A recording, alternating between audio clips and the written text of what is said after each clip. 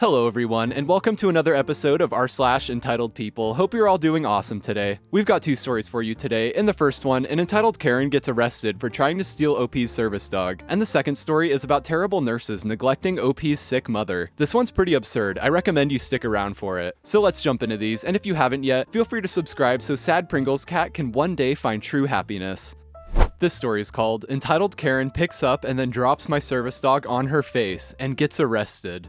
Okay, so my service dog of 5 years recently passed away due to cancer on the 3rd of this year, and I remembered this story. I'm 14, and this story took place when I was 13. So I was in a GameStop at the mall that I went to weekly because I had ice skating classes, and I had my service dog with me. She was a psychiatric service dog trained to avoid anxiety attacks that can lead to harm to myself and others, and to alert me when I might pass out. She did not have a vest because it interfered with her work and my disability, and by ADA law, she doesn't need one in that case. But she did have a leash that read, "Anxiety Service Dog, Do Not Pet." And I was looking around and I also just wanted to pop in and say hi to one of the GameStop employees that I was pretty chill with. I was looking at a game for my Switch, I think Minecraft, and my dog was behind me for a task. Basically to make more space for me to avoid an episode, since people being down my neck is a huge trigger for me. And I hear this lady, Karen, says, "Aw, cute puppy." And then she picks up my working service dog. I say, "Oh, can you please not pick her up? She's working and has to stay focused." I was cut off by Karen, who was still holding my dog.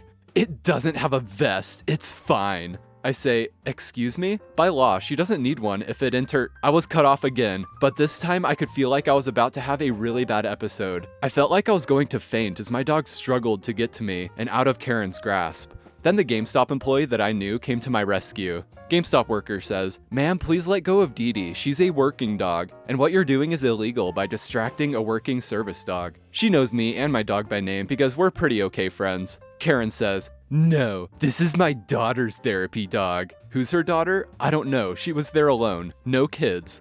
The next thing I know, I was falling down and it went black for me. And this next part, the GameStop worker told me about. She said that after I blacked out, Karen dropped my dog on her face. My dog was a small Chihuahua and Dachshund mix, and Karen was around 6 foot to 6'3". They said my dog just got up and rushed over to me and started tasking by licking my face and laying on my stomach to try to wake me up, but I didn't wake up for a while because it turns out I hit my head on a glass display case. And the GameStop worker called 911 since I wasn't getting up. I woke up to mall security and cops around me, as one cop was cuffing Karen. I later found out that she was getting arrested for assault, animal cruelty, attempted robbery, distracting a service dog or something like that, and attempted murder? I don't know about that, guys, but my dog ended up being okay, and I ended up being okay in the end. I don't know very much on the legal stuff, I just didn't want to bother with it. We just didn't have time or money to really do anything about it. Please don't distract working service dogs. The handler of that dog is depending on that dog to do its job, to keep them safe and or alive. When you distract a service dog, it can't do its job, and is putting both the dog and the handler at risk of injury or death. Please note that these aren't just dogs, they are medical equipment, and they are here not for your entertainment. They are here to do their jobs, and be very cute and very good puppers while doing it.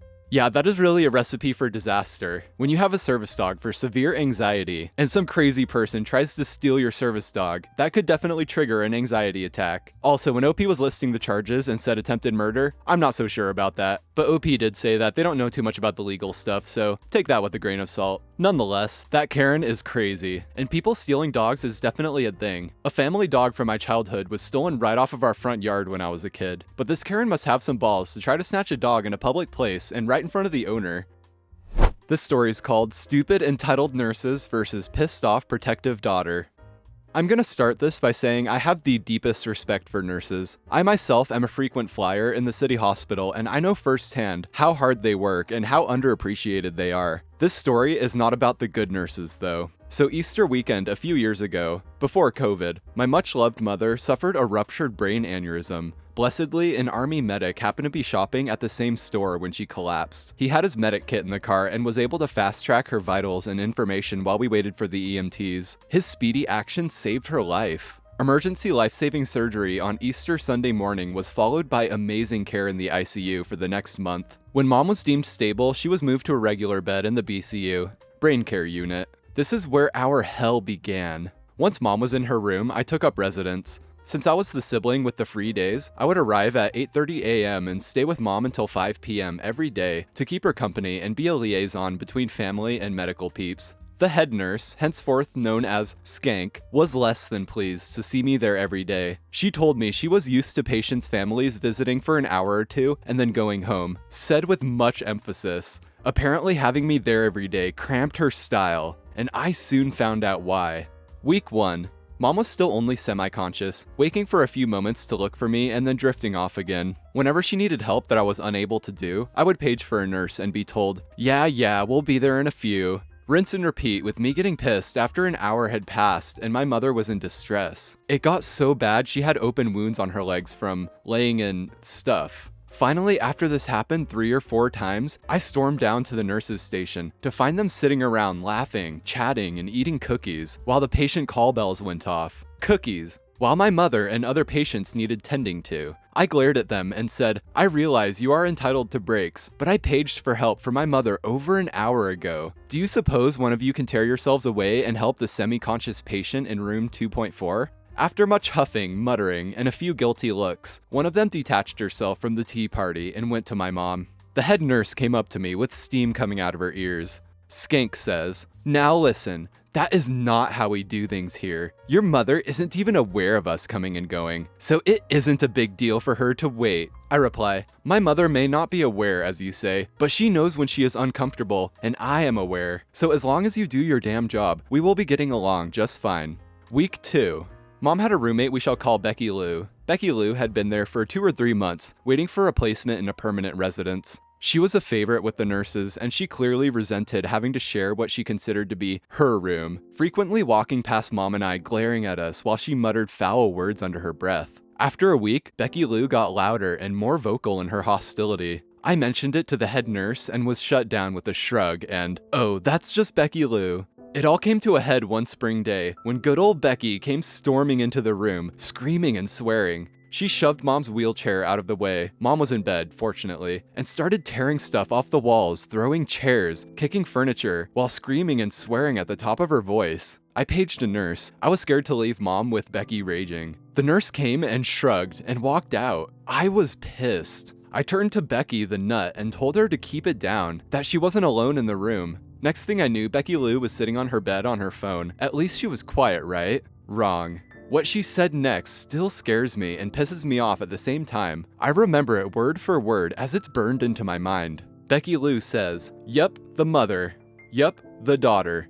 Kill the B words." I froze. Here was my mother, semi-conscious, strapped to a bed, completely helpless, and getting effing death threats from her freak of a roommate. Becky hung up her phone and huffed off to who knows where, leaving her side of the room tossed. I paged for a nurse and got a different one. When she came, I told her what happened and to let the head nurse know I planned to stay the night. I was told that I wasn't allowed. I was done. I stormed down to the nurse's station and started raising hell. I say, "My mother just got death threats from her insane roommate. What do you plan to do about it?" Skank replies, "Oh, that's just Becky Lou. You have to excuse her." I say, "The hell I will. My mother is barely conscious and completely unable to defend herself or call for help. She needs to be moved to a new room, now." Skank gives me a condescending look. "We don't move patients. You have to accept things as they are." I reply, "What the hell is that supposed to mean? I'm going to give you 2 choices. Either you find a new place for my mother where she won't be in danger while she sleeps, or I go upstairs to the director of this hospital and tell him all about the crap you and your staff are pulling with your patients." Insert shocked Pikachu face. Skank says, well, maybe we could move her to 2.7. I say, "Do it. You have 5 minutes to get things started or I go upstairs." It took them less than that to begin moving Mom and her stuff to the new room. Once she was settled and comfortable, one of the nurses stayed behind. After making sure Skank wasn't nearby, she told me what set Becky Lou off in the first place. Turned out Becky had to have a nurse go with her to have a cigarette. She wanted to smoke and the nurses were all too busy to spend half an hour outside babysitting Becky. Insert resulting rage here. I made sure Mom was safe and comfortable and I went home for the weekend. Other family was with her on weekends to give me a break. Monday morning, I received a call from Mom's hospital social worker. Here, each patient has a social worker assigned to them to be an advocate for their care. The worker explained that Skank tried to lodge a complaint against me about my, as she called it, unnecessary and unacceptable rage on Friday. Could I come in to talk to her about it? No problems. I went to her office and we sat down and I told her all about the past 2 weeks and all the crap the nurses were pulling in the BCU. She was pissed. First, she told me she was glad my mom had someone so fierce to protect her. Then she asked me for permission to talk to the hospital director about my mom, her case, and what happened. No problem. A few days later, several suits and the social worker could be seen by the nurses' station, then escorting Skank away for a chat. She kept her job, but the rest of the time Mom was there, she was exceedingly polite to both of us and actually avoided me if possible. Later, the BCU was dinged by the health department because of poor hygiene practices, with the nurses resulting in an outbreak of MRSA. I really don't understand why anyone would choose that line of work if they have such a lack of compassion like that, cause what these nurses were doing is nothing short of abuse. But for all you good nurses out there, and anyone in the medical field really, thank you for your hard work. It hasn't gone unnoticed. While any line of work will always have some bad eggs in it, this is just one of those fields that can become pretty scary when there are bad eggs. I just seriously worry for any past and future patients that have to deal with these nurses. And this was r/entitled people. If you enjoyed this episode, drop a like and subscribe if you want to see future videos. Thanks for watching, everyone. Stay awesome, and I will see you next time.